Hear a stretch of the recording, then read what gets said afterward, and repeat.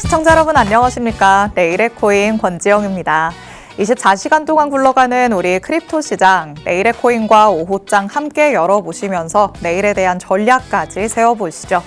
일단 우리 시장에 퍼져 있는 시장 참여자들의 심리는 어떤지 공포 탐욕 지수를 통해서 같이 한번 파악해 보도록 하겠습니다. 자, 어제와 똑같죠. 29를 가리키고 있습니다. 아직까지도 두려운 구간에 머물러 있다라고 볼 수 있겠는데 중립 구간으로 빠르게 조금 돌아가줘야 우리 시장에도 조금씩 더 활기가 되찾아지지 않을까라는 생각이 들기는 합니다. 아시다시피 밤사이에 시장 전반에 반등세가 나타나기는 했지만 이 공포 탐욕 지수 를 보면 여전히 투자자들은 위축되어 있다라는 게 또 확인이 되고 있죠. 그만큼 우리 참여자들이 아직까지는 무언가의 액션을 취하지 않는 만큼 시장의 변동이 커지기까지는 조금 더 시간이 걸릴 수 있겠다라는 점을 체크를 해보시면 좋을 것 같습니다. 자, 그럼 다음으로는 시가총액은 또 어떻게 변화했는지 같이 한번 살펴보도록 하겠습니다. 자, 지난번에 급락이 나오면서 시가총액도 한 차례 확 주저앉아 내렸다라는 얘기를 했었죠. 일주일 동안의 흐름을 살펴봤을 때 3조 달러를 육박하던 이 시가총액이 2조 9천억 달러대까지 내려온 모습이 확인이 됐었습니다.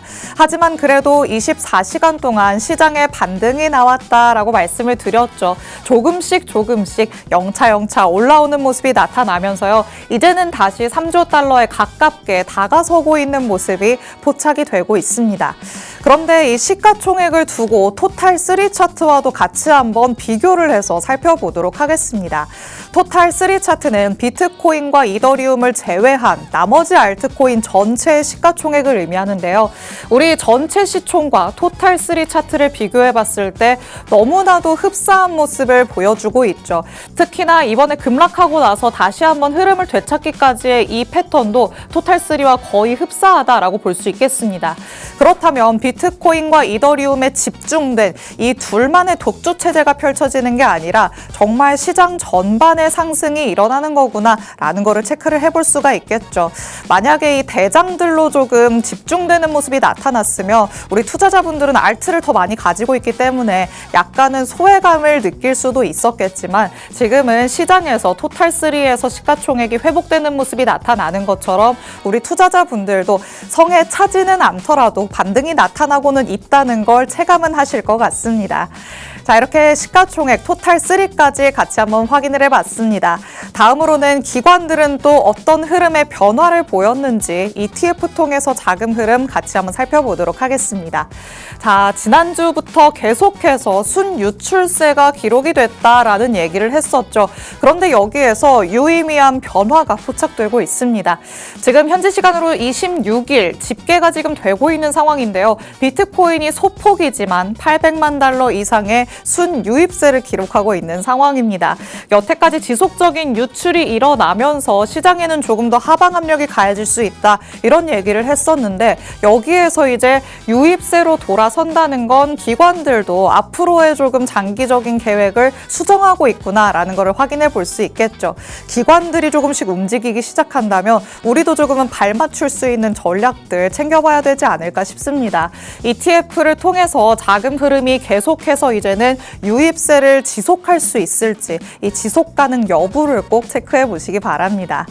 자, 이렇게 ETF까지 살펴봤습니다. 그럼 실시간 시장 분위기는 어떤지도 같이 한번 확인해 보도록 하시죠. 자, 반가운 녹색불을 많은 코인들이 띄고 있습니다. 비트코인도 전일 이 시간 대비해서는 1% 넘는 상승률 보이고 있죠. 현재는 88,000달러 후반대에서의 움직임 보여주고 있는데요. 저희 방송에서는 계속해서 85,000달러를 이탈하지는 않을 것 같다. 87,000에서 반등하는 모습이 나타나줘야 된다. 이런 얘기를 했었는데 정확히 맞아 떨어지는 모습이 확인되고 있습니다. 그리고 이더리움도 2% 넘게 거의 3% 가깝게 오름세 보여주고 있죠. 지금은 2,945달러 선에서의 움직임 가져가고 있고요. XRP도 2% 넘는 상승세 보여주고 있습니다. 솔라나도 마찬가지로 2.5%가량 상승하면서 125달러 선 지나가고 있습니다. 130달러를 조금 빠르게 되찾아줘야 될 것 같은데 솔라나도 조금 유심히 지켜보시면 좋을 것 같고요. 그리고 지금 하이퍼리퀴드가 굉장히 큰 폭으로 오름세 보여주고 있습니다. 홀로 짙은 녹색 띄고 있죠. 17%가량 독주 체제를 보이는 모습이 나타나고 있고 밈코인단에서도 페페가 상대적으로 조금 더 강한 흐름 가져가고 있습니다. 자, 이렇게 일단은 시장이 또 한 고비를 넘겼나라는 생각은 듭니다. 하지만 산 넘어 산이라는 얘기도 있죠. 이번 주에는 또 변수들이 자리 잡고 있는 만큼 우리가 어떤 부분들을 조금 더 조심해 봐야 될지 전문가님과 얘기 나눠보도록 하겠습니다. 그럼 잠시 후에 전문가님과 돌아오도록 하겠습니다. 내일의 코인 본격적으로 출발해 보시죠.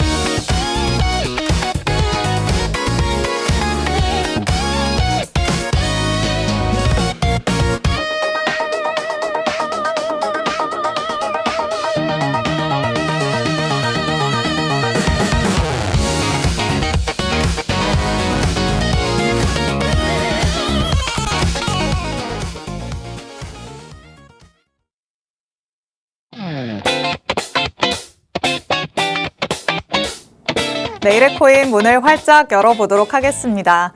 저희가 방송 시간 동안 다양한 투자 인사이트들 제공해드릴 예정이지만요. 저희 방송 시간 50분이 조금 짧다라고 느끼시는 분들도 많으실 것 같습니다. 이런 분들 위해서 저희 방송 시간 아닐 때도 다른 정보들 많이 얻어가시라고 정보방의 문을 열어두고 있습니다. 하단의 QR코드 저희 방송 끝날 때까지 계속해서 열려있을 예정인데요. 이 QR코드 스캔해서 정보방으로 입장하시면 저희 방송 끝난 직후부터 전문가님의 전략 24시간 동안 받아가실 수 있습니다. 방송 중에만 입장이 가능하시니까 지금 바로 스캔해서 정보방 안으로 입장해 주시기 바랍니다. 자, 그럼 오늘 저와 함께할 전문가님 이제 모셔보도록 하겠습니다. 오늘 정진영 전문가님과 함께합니다. 전문가님 어서 오세요. 네, 안녕하세요. 인사부터 해주실게요. 네, 안녕하세요. 싱얼드림 이제 센터장으로 역임하고 있는 리스크 관리자 정진영 전문가라고 합니다. 제가 저번 주 방송에는 일단 뭐 전반적으로 오늘 방송에 대한 힌트를 좀 드렸습니다. 바로 이제 유럽 국가에 대한 관세적인 부분이에요. 그러니까 많은 사람들이 겉으로는 그 내용들을 알고 있지만 이 내용이 어떤 내용인지 상세하게 아시는 분이 별로 없더라고요. 그래서 제가 이런 이슈가 되고 있는 사건들, 그리고 이슈가 될 수 있는 이 사건들로 인해서 우리 시장에 어떤 영향을 미치는지 이런 부분에 대해서 오늘도 좀 준비를 해왔습니다. 그렇기 때문에 제가 최대한적으로 우리 투자자분들의 눈높이 맞춰서 쉽게 설명드릴 테니까요. 끝까지 시청 부탁드리고요. 그리고 궁금하신 거 있으면 언제든지 저한테 이렇게 많이 여쭤보시면 된다라고 말씀을 드리고 싶습니다.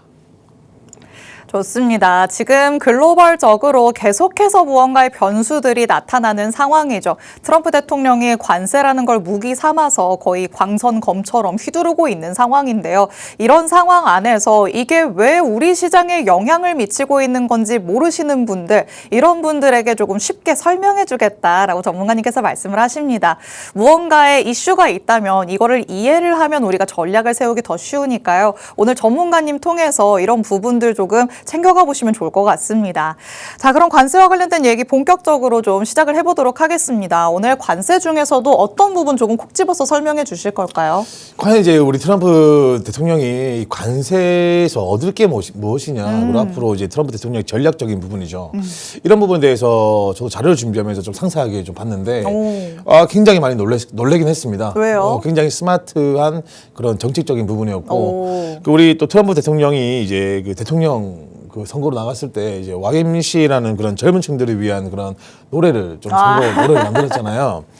확실히 이제 미국이라는 나라에 대한 그 위대함을 좀 보여주는 전략이 아닐까라는 생각이 들 정도로 좀 많이 놀라기도 했고 그런 내용들 토대로 해서 이제 우리가 이제 투자를 할 때는 시장이 과연 어떻게 흘러갈까, 그리고 현재 경제 상황이 우리 한국뿐만 아니고 우리나라뿐만 아니고 이 전체적인 그런 세계적 경제가 어떻게 흘러갈지, 그리고 최근에 이제 금값이 많이 올라갔잖아요. 맞아요. 금값이 왜 올라가는지 이런 쪽 위주로 제가 좀 분석을 해서 말씀을 드릴 예정입니다. 좋습니다. 지금 목차가 나가고 있는데 그러면 첫 번째 내용부터 조금 디테일하게 만나보시죠.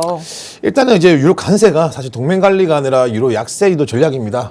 일단 제가 뭐 저번 연도부터 말씀드렸던 게 브릭스입니다. 그러니까 달러 약세죠. 그리고 미국은 굉장히 부채가 많은 나라다라고 말씀을 드렸고요. 네. 근데 이 미국의 부채, 과연 달러의 기초 통화인 달러가 힘이 약해진다면 그건 미국의 위기라고 저는 생각을 합니다. 그렇기 때문에 이 지금 브릭스 단체에서는 이제 중국이랑 이제 러시아로 제가 말씀을 드리자면 금을 모으고 있습니다. 오. 왜 그러냐면 이제 미국의 부채가 증대가 되고 있기 때문에 네. 좀 이렇게 미국의 달러를 믿지 못하겠다. 그러면서 금을 모으고 있고 아. 달러를 좀 기피하는 그런 상황이 왔고요. 달러가 아니라 뭔가 우리 국가를 지킬 다른 대체 수단을 찾은 거군요. 네, 그리고 유럽도 이제 마찬가지로 현재 이제 이탈리아 같은 경우에도 GDP가 많이 올라갔고 부채가 많이 늘어나고 있잖아요. 그리고 프랑스 같은 경우도 재정 적자를 겪고 있고 이제 그 독일 같은 경우도 산업화가 많이 좀 이게 그 규모가 많이 축소되고 있습니다. 네. 유럽 또한 지금은 많이 힘들다 이렇게 볼 수 있는 부분이고, 유럽도 뭐 달러를 기피하는 건 아니지만 브릭스처럼 대신에 어떻게 하냐면 단기물로 보고 있어요. 오. 그러니까 예전 같은 경우는 안전자산이기 때문에 장기적으로 이 달러를 들고 있어야겠다라고 그쵸. 봤는데 지금은 좀 달러를 뭐 일단은 들고 있지만 좀 단기적으로 좀 대응할 수 있는 그런 방안책을 가지고 있고 지금 유로화를 좀 더 선호하는 그런 느낌으로 가고 있습니다. 그러면서 아마 트럼프 대통령이 좀 이렇게 유럽 국가를 일부러 관세로 매기면서 달러의 힘을 다시 찾고자 하는 그런 움직임이 나오는 부분이에요. 그렇기 때문에 지금 이제 관세가 진행돼 버리면 아무래도 이제 유럽 국가 유로화가 떨어질 수밖에 없는 거거든요. 네. 왜냐하면 관세가 올라가면 기업들은 어떻게 될까요? 어떻게 될까요? 기업들은 아무래도 수출이 좀 네, 이제 그 수익 쉽게 설명드리면 흑자의 그 규모가 줄어들고 그러면 자연스럽게 나라적인 부분에서 이 유로화보단 달러가 강세가 될 수밖에 없는 그런 구조가 만들어진단 말이에요. 이제 아무래도 이제 트럼프 대통령은 뭐 관세적인 부분으로 통해서 뭔가의 흑자를 얻고자 하는 그런 자그마한 것도 있겠지만 사실은 이 달러 기초 통화인 달러의 힘을 좀 더 보완하기 위해서 지금 떨어지고 있는 이 가치를 다시 올리기 위해서 관세 전략을 펼치고 있다라고 보시는 게 가장 좋아 보입니다. 현재 지금 우리가 이제 보시면은 회기라고 해서 결국에는 지금 이 기축통화폐의 힘을 지금 다시 돌린다는 느낌 보시면 되는 부분이거든요. 네. 그렇기 때문에 전체적으로 이제 좀 이 관세적인 부분에 대한 이 명확한 핵심은 달러의 힘을 키우기 위한 거다라고 말씀을 좀 드리고 싶습니다. 지금 잠깐 회귀라는 말씀을 해주셨는데 일단 트럼프 대통령의 입장에서는 미국의 입지를 다시 한번 공고히 할 무언가의 요소가 필요한 거다 이렇게 해석을 해볼 수가 있겠습니다. 계속해서 유럽 쪽에서는 무언가의 이 탈달러화 현상이 나타나고 있죠. 달러에 더 이상 의존하지 않겠다. 우리가 제 살 길을 알아서 조금 찾아보겠다라는 움직임을 가져왔었는데요. 여기에 지금 트럼프 대통령이 제동을 걸고 있다 이렇게 보시면 되겠습니다. 그래서 지금 유럽과 미국 간의 무언가의 충돌이 나타나고 있는 상황인데 그렇다면 글로벌 자금이 과연 트럼프 대통령의 뜻대로 미국으로 다시 흘러 들어가게 될 것인가 이 부분에 대해서도 얘기를 좀 나눠봐야 될 것 같습니다. 자, 트럼프 대통령이 일단 머리를 열심히 굴려서 무언가의 작전을 잘 세워놓기는 했는데 네. 어떻게 시나리오대로 잘 흘러가고 있는 걸까요? 지금은 생각보다 시나리오대로 잘 굴러가지 않는다라고 생각을 합니다. 그건 이제 연준에서 금리 인하를 지연시키는 부분이거든요. 이 금리 인하가 돼야지만 이 트럼프 대통령의 차후적인 그런 선거적인 부분이라든지 정책적인 부분이 완성되기 때문에 그렇고요. 그리고 이제 제가 조금 더 보태자면 아무래도 이제 그 관세가 진행돼 버리면 유럽에서는 굉장히 많이 불안할 수밖에 없는 거예요. 그렇기 때문에 지금은 좀 그렇습니다. 유럽에서도 좀 이렇게 유럽 연합들이 좀 미국과 맞서고 있는 그런 느낌을 가고 있는 부분이에요. 우리가 쉽게 말씀드릴 수 있는 게 이런 겁니다. 우리가 이제 금이 과연 왜 올라갈까라고 이게 결국에는 퍼즐이 맞춰지는 떨어지는 부분이잖아요. 작년 같은 경우는 금값이 올라갔을 때 유럽에서 굉장히 많이 금을 사모았습니다. 그러면서 금이 많이 상승이 됐고 지금은 이 금이 올라갈 수밖에 없는 이유는 이제 이 종이화폐에 대한 가치가 좀 떨어지고 있기 때문에 그런 거거든요. 그 부분은 조금 더 제가 뒤에 설명을 드릴 거고. 네. 근데 결국에는 이 자금들이 미국으로 들어갈 수밖에 없을 거라 생각을 합니다. 왜냐하면 지금 우리가 증시를 볼 수 있습니다. 나스닥도 최고점을 찍고 있는 부분이고 그게 왜 그러냐면 결국에는 그렇거든요. 이제 미국이 결국에 이 관세가 터져버리면 항상 모든 분들이 아시겠지만 불확실성이 커집니다. 투자로서. 그쵸. 근데 아까 말씀드린 것처럼 지금 우리가 이제 종이 화폐는 좀 가치가 떨어지는 부분이잖아요. 그렇기 때문에 이 종이 화폐를 투자 쪽으로 돌리는데 현재 나스닥이랑 S&P 같은 경우는 굉장히 좀 고점을 형성되고 있습니다. 맞아요. 그거를 결국에는 미국 시장으로 자금이 들어가고 있다라고밖에 볼 수 없는 내용입니다. 달러를 사는 거는 아니지만 국채 금리 쪽의 수요는 조금 약해질 수 있지만 오히려 증시 쪽으로 지금 흘러들어가고 맞습니다. 있다. 결국에는 이제 미국 트럼프 대통령이 지금 잘 하고 있다. 이제 미국 대통령 전략이 먹히고 있다라고는 볼 수 있을 것 같아요. 하지만 중국이라든지 러시아, 이제 브릭스 단체 쪽에서는 트럼프가 좀 강하게 들어가더라도 흔들림이 없어요. 그것 때문에 이제 타겟이 유럽이 되지 않았을까 조심스럽게 좀 생각을 하고 있습니다. 트럼프 대통령도 원래 제1 타겟은 여기가 아니었는데 중국이죠. 돌고 돌아서 지금 유럽 쪽으로 화살이 간 거군요. 만만한 친구들이니까 동맹국가지 않습니까? 그렇죠. 네, 갑자기 맞습니다. 조금 마음이 아파지려고 하네요. 뭐 유럽 어쩔 수 편에 없죠. 서주고 싶은 그런 마음도 네. 드는데 결국에는 지금 일단 글로벌 자금이 어찌저찌 해서든 미국 쪽으로 흘러 들어가는 건 맞다라고 볼 수 있겠습니다. 증시를 보면 뭐 여러분들도 다들 아실 거라는 생각이 드는데요. 지금 이렇게 글로벌 자금 그리고 금과 은의 질주 이런 얘기들을 조금 하고 있습니다. 그렇다면 앞으로 우리가 조금 더 염두에 둬야 되는 우려가 섞인 부분들은 어디일까 같이 한번 얘기 나눠보시죠. 결국에는 관세 계속해서 얘기가 나올 수밖에 없을 것 같은데 물 드셔야 되는 거 아닐까요? 네, 감사합니다. 관세 얘기를 계속해서 해볼 수밖에 없을 것 같은데 그러면 이 관세가 앞으로 조금 시장에 어떤 영향을 더 미치게 될까요? 이 부분이 사실 굉장히 중요합니다. 제가 앞에 말씀드린 거는 틀이 잡히는 거고요. 일단 이제 관세는 미국 금리와도 같습니다. 그렇기 때문에 우리가 봐야 되는 부분들은 수입 물가들이 올라갈 수밖에 없는 거잖아요. 그러면서 단기적으로 인플레이션의 요인이 됩니다. 그래서 이제 금리 인하를 시키려고 하는 부분이거든요.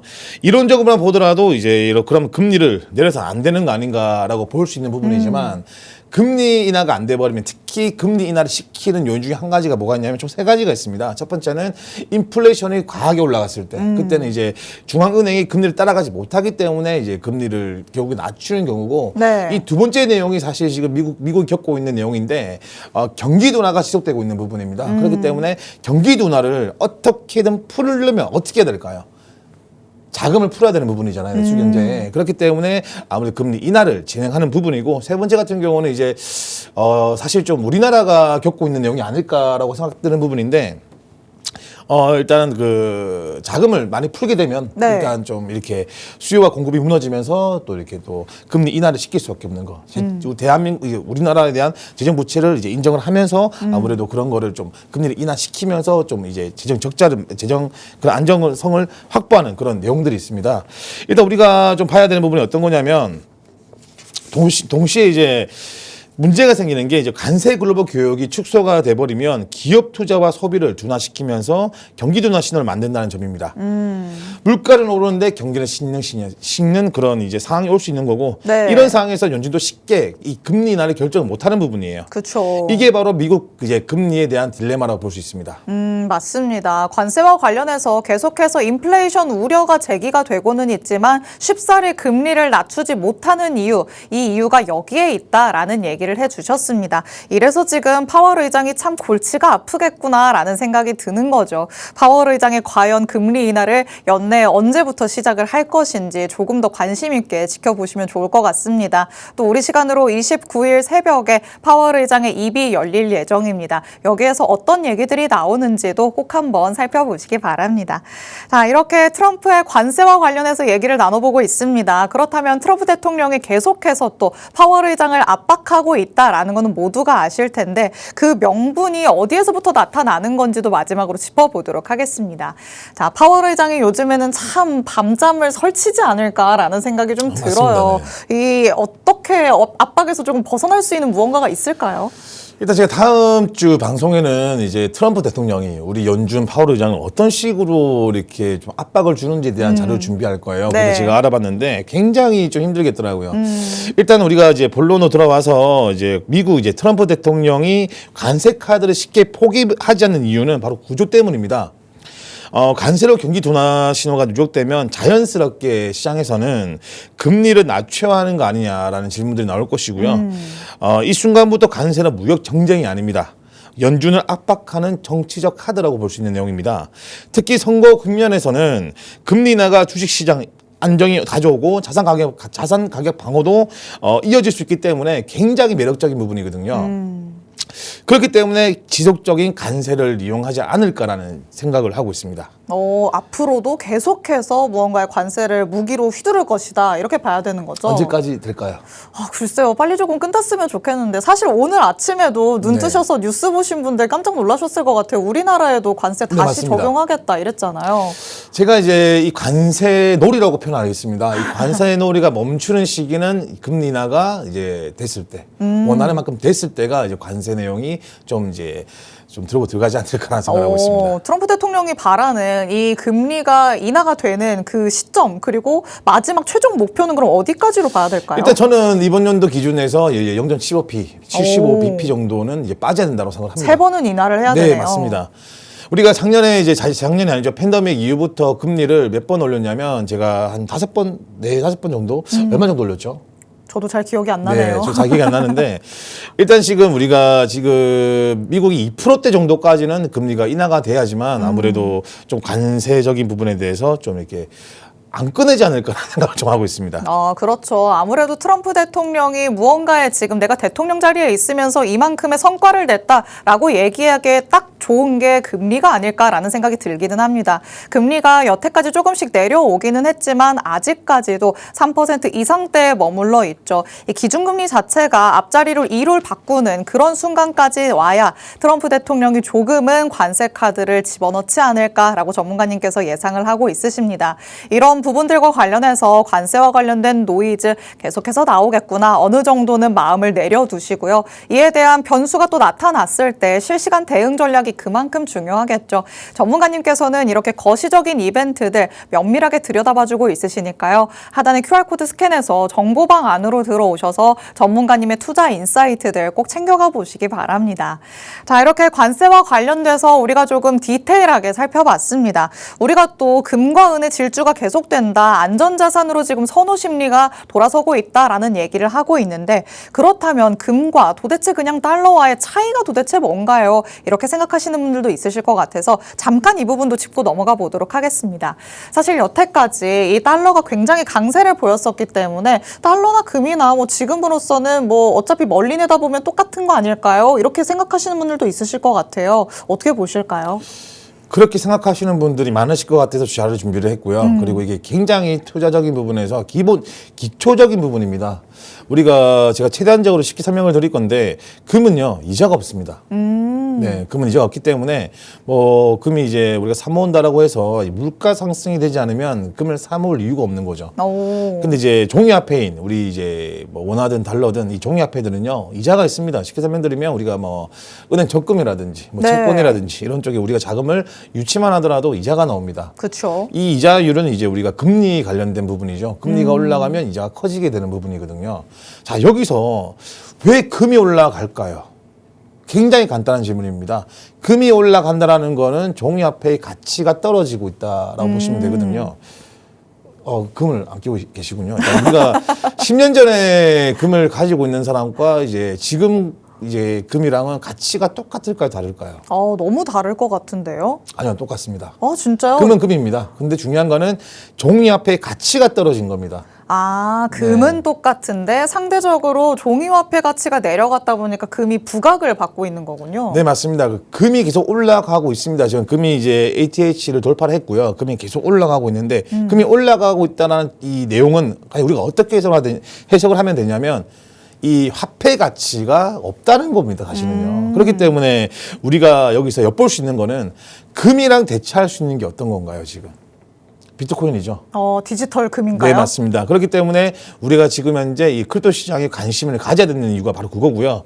지금이 보면 이제 뭐 나스닥이든 코스피든 그리고 뭐 금, 은, 구리 등 전부 다 최고점을 찍었습니다. 하지만 비트코인만 조정을 줬고요. 이 고점을 찍은 친구들은 우리가 차트로만 보더라도 사실 어디가 조정이 나올지는 알 수가 없고 분석이 불가능합니다.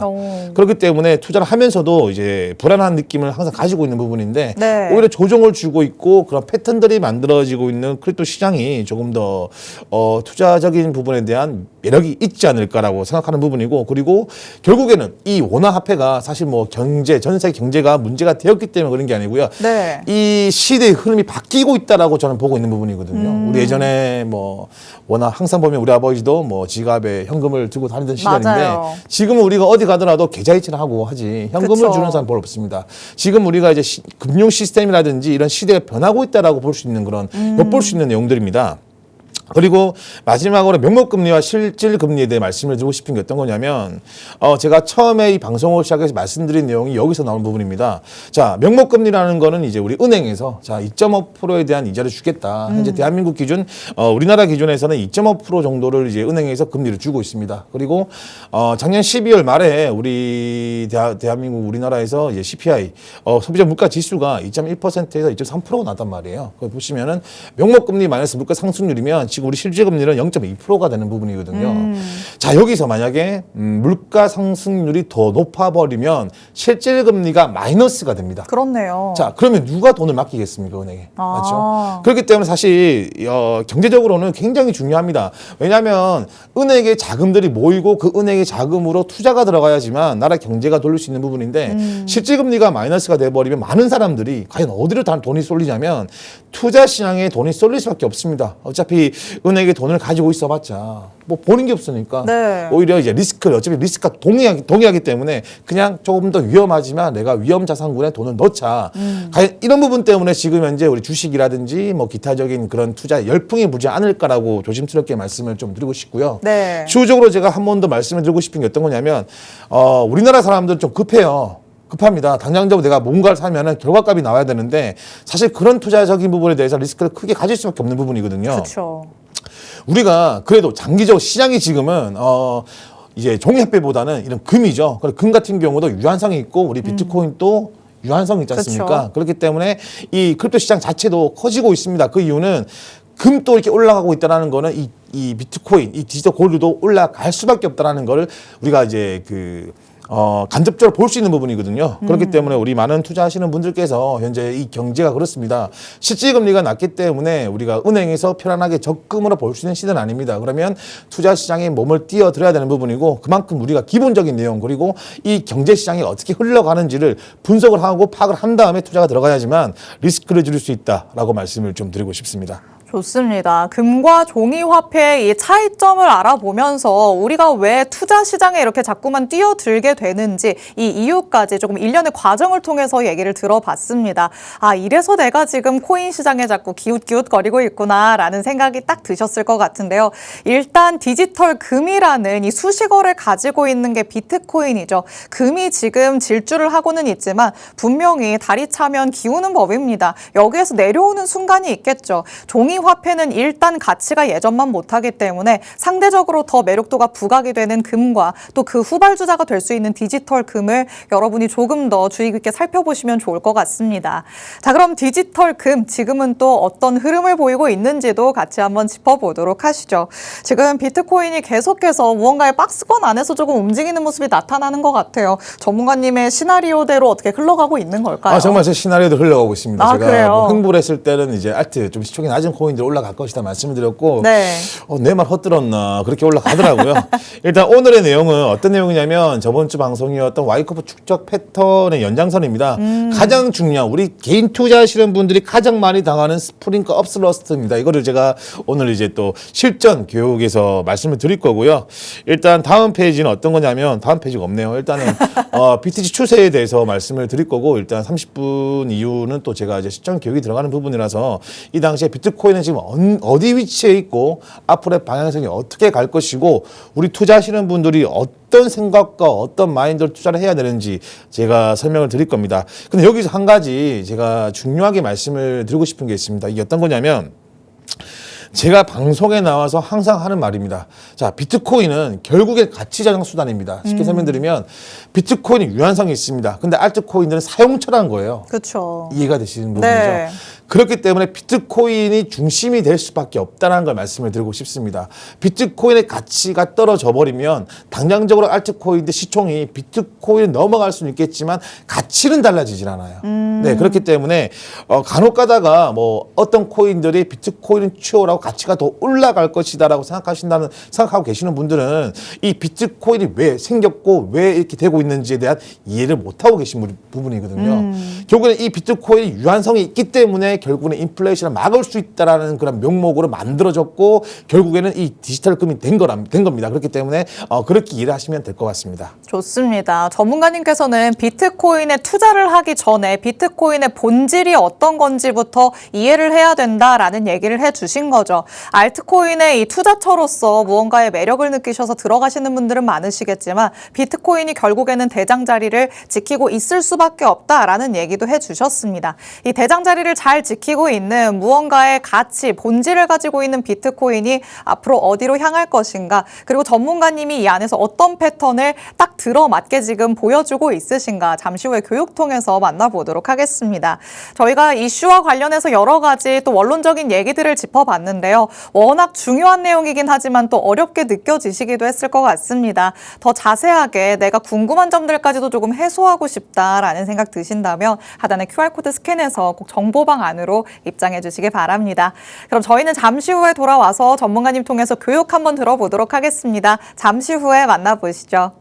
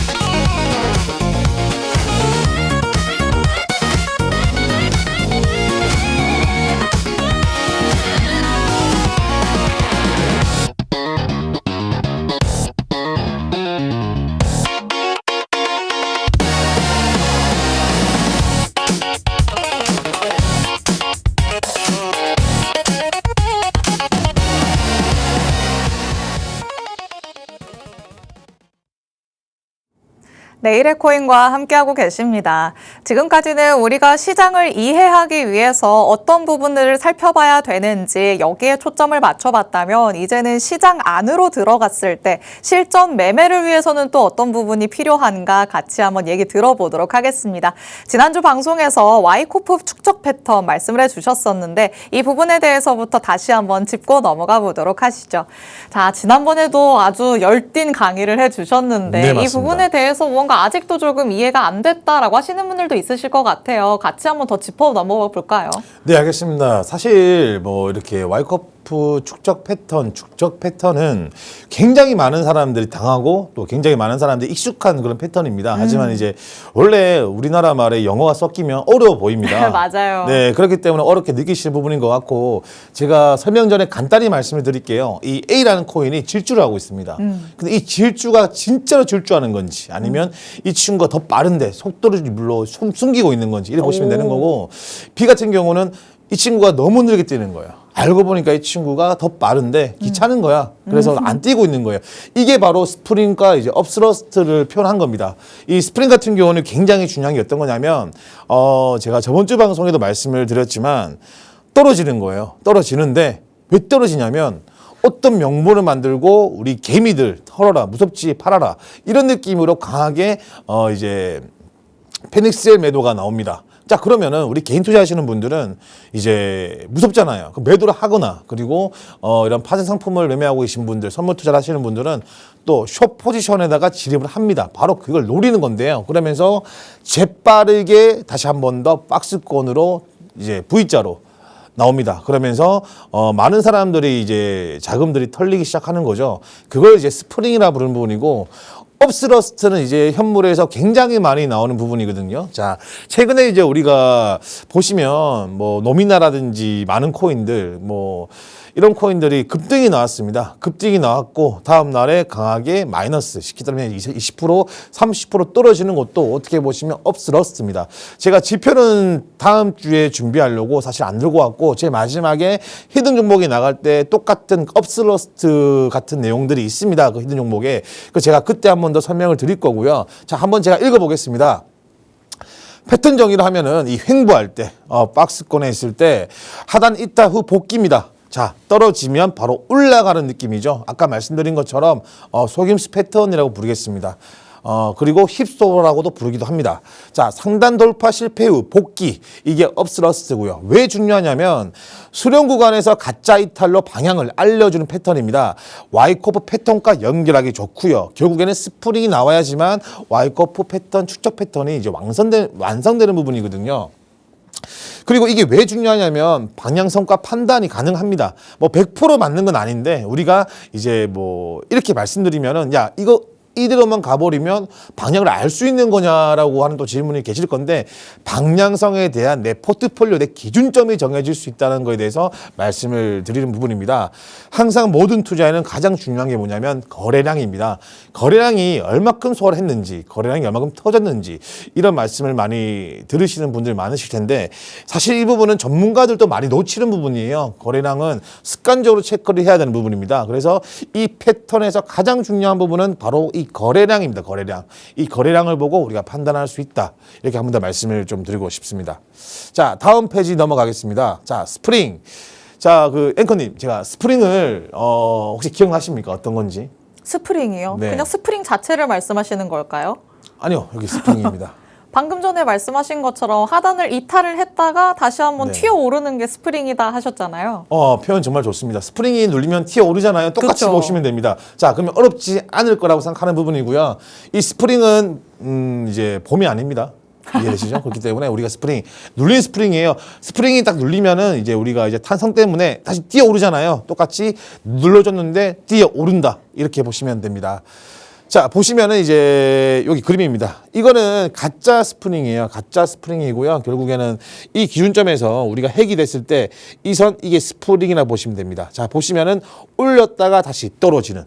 이게 스프링으로 보시면 되는 거고, 이제 이런 경우에는 사실 스프링이라고 보기보다는 한 번 더 우상향으로 갈 수 있는 그런 상황이다. 근데 왜 스프링이 더 좋냐? 왜 바로 올라가면 더 괜찮은데 왜 떨어지고 올라가는 게 더 좋냐라는 분들도 의문점을 가지시는 분도 계실 겁니다. 자, 다시 말씀드리지만 박스권 쉽게 설명드리면 이제 우리가 행보가 길어지면요, 그 에너지가 축적되기 때문에 더욱더 큰 상승을 만들 수가 있기 때문에 그렇습니다. 그리고 이런 경우에도 결국에는 올랐다가 한 번 더 맞고 떨어지는 경우, 쉽게 설명드리면 이런 경우는 우리가 올라갔다가 만약에 떨어져 버리면 다시 되돌림이 나올 확률이 높지만 스프링 같은 경우에는 상단 돌파를 할 확률이 더 높다라는 걸 말씀을 드리고 싶습니다. 자, 여기서 구조 설명을 드리자면 가격이 박스 하단은 잠깐 이탈, 시장은 깨졌다. 이거 어떻게 해야 되지? 이거 손절해야 되나? 이런 생각을 들게 만듭니다. 근데 손절 매도를 하는 순간 갑작스럽게 그 빠진 만큼에 대한 되돌림, 박스권을 이제 다시 상승을 줍니다. 이게 스프링이고요. 진짜 스프링의 조건은 하단 이탈은 짧고요. 종가가 다시 박스 안으로 들어옵니다. 이 종가라는 거는 이제 일본 기준을 말씀드린 부분이고요. 이탈 구간에서는 거래량이 증가가 됩니다. 거래량이 증가가 돼야 돼요. 이게 무슨 말이냐면 물량을 흡수를 하고 올려줘야지만 스프링이 완성된다라고 말씀을 좀 드리고 싶고요. 그리고 네 번째가 가장 중요한데 제가 저번 주 방송에 이제 셀링 클라이막스라고 해서 SC라 적은 게 있을 겁니다. 스프링은요, 그 저점을 절대 깨면 안 돼요. 그 저점을 깨워버리면 무조건 이제 이런 그 와이코프 축적 패턴이 무너졌다라고 보는 게 맞거든요. 근데 최근에 비트코인 같은 경우에도 현재 이제 87K 부근을 지키고 있습니다. 이 지금 최근에 12월 달에 강한 하락이 나오면서 비트코인의 그런 SC 구간이죠. 이제 셀링 클라이막스 부근이 86K, 85K에서 86K인데 지속적으로 86.2K까지 올라갔다가 튀어오르고 또 87K 떨어지면 또 튀어오르고 이런 식으로 해가지고 계속적인 물량을 흡수하고 있는 그런 상태거든요. 그렇기 때문에 절대적인 이 SC 구간, 저점 구간을 절대로 끼면 안 된다라고 말씀을 드리겠습니다. 이 내용을 잘 모르시겠으면 저번 주 방송 보시면요. 제가 상세하게 그림을 그려놨기 때문에 꼭 봐주시길 부탁드리겠습니다. 자, 이번에는 업슬러스입니다. 이건 현물에서 굉장히 얄미운 친구예요. 저도 이거 많이 당했습니다. 추격 매수 하시는 분들은 많이 당하실 거예요. 진짜 상단 돌파했네. 뚫었다, 올라간다 했는데 결국에는 떨어집니다. 그러면 화가 나죠. 자, 그럴 때마다 제가 이제 흡연자인데 연초를 3개씩 태우거든요. 자, 이거를 UT라고 부르겠습니다. 자, 구조 설명이 어떤 거냐면 가격이 박스 상단은 잠깐 돌파를 합니다. 힘 있는 척해요. 자, 돌파한다, 돈 벌자 하는데 결국에는 떨어집니다. 결국엔 되돌림이 나오는 부분이고 많은 분들이 이렇게 이제 UT, 업스러스에 많이 당하실 걸 알고 있습니다. 결국에는 이제 이거는 출격 매수 하시는 분들이 잘 이해를 하셔야 되는 부분이에요. 진짜 업스러스의 조건은 상단 돌파는 짧고요. 그리고 종가가 박스 안으로 재진입을 해야 됩니다.